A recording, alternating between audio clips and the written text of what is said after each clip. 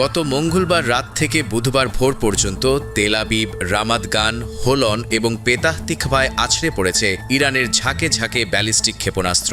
Israeli প্রতিরক্ষা বাহিনী ও আন্তর্জাতিক সংবাদ মাধ্যমগুলো নিশ্চিত করেছে এই হামলায় ইরান ব্যবহার করেছে অত্যন্ত ধ্বংসাত্মক ক্লাস্টার ওয়ারহেড বা গুচ্ছ বোমা। নিরাপত্তা প্রধান আলী লারিজনি হত্যার কঠিন প্রতিশোধ নিতেই তেহরানের এই নতুন রণকৌশল। কিন্তু কি এই ক্লাস্টার ওয়ারহেড? সাধারণ মিসাইলের চেয়ে এটি কেন কয়েক গুণ বেশি বিপজ্জনক? প্রতিরক্ষা বিশ্লেষকদের মতে এটি আসলে একটি শটগান স্টাইলের আক্রমণ। একটি বড় ব্যালিস্টিক মিসাইল যখন লক্ষ্যের কাছাকাছি পৌঁছায় তখন মাটি থেকে প্রায় 7 থেকে 10 কিলোমিটার উঁচুতে এর মূল অংশটি বা ওয়ারহেডটি বিস্ফোরিত হয়। এরপর ভেতর থেকে বেরিয়ে আসে ছোট ছোট 20 থেকে 80টি বমলেট বা সাবমিউনিশন। এগুলো অনেকটা বিষাক্ত বৃষ্টির মতো বিশাল এলাকা জুড়ে ছড়িয়ে পড়ে।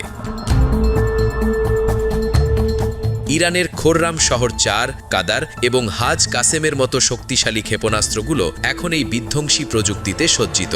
ইসরায়েলের বিশ্বখ্যাত আয়রন ডোম বা অ্যারো সিস্টেম মূল মিসাইলকে শনাক্ত করতে পারলেও একবার বমলেটগুলো আকাশে ছড়িয়ে পড়লে সেগুলো প্রতিহত করা প্রায় অসম্ভব হয়ে দাঁড়ায়। এর ফলে রামাত গানে ক্ষেপণাস্ত্রের ধ্বংসাবশেষ ও বমলেটের আঘাতে অন্তত 2 জন নিহত হয়েছেন এবং বেশ কয়েকজন গুরুতর আহত হওয়ার খবর পাওয়া গেছে। আকাশ থেকে পড়া এই আগুনের ফুলকি যেখানেই পড়ছে সেখানেই সৃষ্টি হচ্ছে ভয়াবহ অগ্নিকাণ্ড ও জানমালের ক্ষতি। আন্তর্জাতিকভাবে 2008 সালের ক্লাস্টার মিউনিশন কনভেনশন অনুযায়ী এই অস্ত্রের ব্যবহার নিষিদ্ধ, কারণ এই বমলেটগুলোর অনেকগুলোই তাৎক্ষণিক বিস্ফোরিত না হয়ে মাটিতে পড়ে থাকে, যা বছরের পর বছর বেসামরিক মানুষের জন্য মরণ ফাঁদ হয়ে দাঁড়ায়। তবে ইরান, ইসরায়েল কিংবা মার্কিন প্রশাসন কেউই এই নিষিদ্ধ চুক্তিতে স্বাক্ষর করেনি, ফলে যুদ্ধের ময়দানে এই মরণাস্ত্রের ব্যবহার থামছে না। বর্তমানে ট্রাম্প প্রশাসন ও মার্কিন কর্মকর্তারা এই অস্থির পরিস্থিতির ওপর গভীর নজর রাখছেন।